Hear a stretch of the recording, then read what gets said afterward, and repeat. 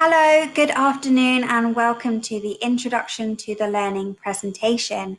My name is Miss Ayla, and before I talk to you about 4K and the rest of our year ahead, I just want to introduce myself and the rest of the Year 14. So my name is Miss Ayla, and this is my third year at Patternur. I'm lucky enough that I've met a few of you already when I was working in Year 2 as an EAL teacher a couple of years ago.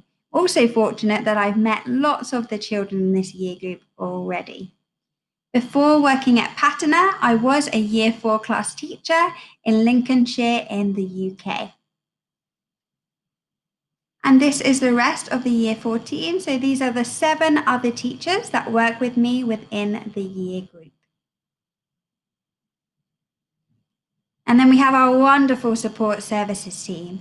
So you may have heard from some of them already if they're working closely with your child this year. There are some familiar faces and some lovely new faces in that team as well. Thank you to Sonia Sachdev, who is our PTG representative for Year 4. If you would like to get involved with the PTG and help out in any way at all, then please use this email address to let Sonia know. Welcome to 4K. So we have had a very fun start to the year. It's incredible. You would never know that this group of children have not all been one class together before because they have bonded so quickly with each other. They've settled in really well, and they've even begun to show me already what they're capable of with their learning too, which is fantastic. You can't tell in this picture, but we are having a good time. I know they're wearing their masks and we're keeping our distance, but there are lots of smiles and there have been lots of giggles throughout the last few days as well. So this is our specialist timetable. This just lets you know when the children are going to specialist teachers for things like PE and music, because on those days they might need to have a swim kit, a PE kit, or maybe a musical instrument. A copy of this, a paper copy, did get sent home last week. Hopefully it's not in the bottom of a rucksack somewhere. So if you didn't get the paper copy, please don't despair. I also put it on the 4K blog in the first week, so you can have an electronic copy from there. So our positive behaviour expectations. We do expect our students to take responsibility for their own actions. And we, of course, expect them to be respectful and kind towards each and everybody they come into contact with within our school.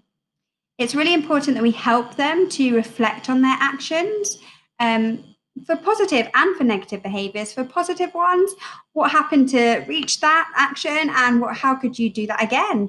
And for the not so positive, what steps could we take next time so that we don't reach that point? We also feel like it's really important that we encourage students and expect them to respect differences. We are truly lucky that we have such a diverse and inclusive school at Patternur. So respecting the ways in which we're wonderfully different from each other is very important to us. We do use our school values. They're interwoven into all of the learning that we do throughout the day, and they are often referred to as well. We have specific praise and feedback to celebrate attitudes and efforts, not just the big things, but those small, constant, great behaviors as well. They don't go unnoticed. If I send you a praise postcard, or if I send your child a praise postcard, please celebrate it at home. It's such a lovely opportunity to celebrate that they've been fantastic at school and that they've been spotted being so fantastic as well. I will contact you if your child is not meeting the behaviour expectations that we have, and we can talk through what we can do and work together to ensure that things move forward positively. So just like I may communicate with you, you can also communicate with me, and it's really welcomed. I really welcome regular communication from you. And there is no question too small. So please don't ever hesitate to contact me, especially via email. That's probably the best way to contact me. And I will reply within 24 hours during the week. If you do phone in, please be mindful that I might be teaching at that point, but I will endeavour to call you back as soon as I get the opportunity. Online, you can find some useful information through our newsletter, which is online via the Parents Gateway. And if you want to have a look at what the children are learning throughout this year in a little bit more detail, then you can click on that button and look at the Year 4 curriculum. For personal appointments, it is, of course, a little bit different at the moment because we can't have any parents coming into school, unfortunately. So if you would like to set up a one-to-one appointment, we could set up a video call via Microsoft Teams, or it could just be on the telephone. So please let me know what suits you. I'm more than happy to have one-to-one appointments if there's something you would like to talk to me about.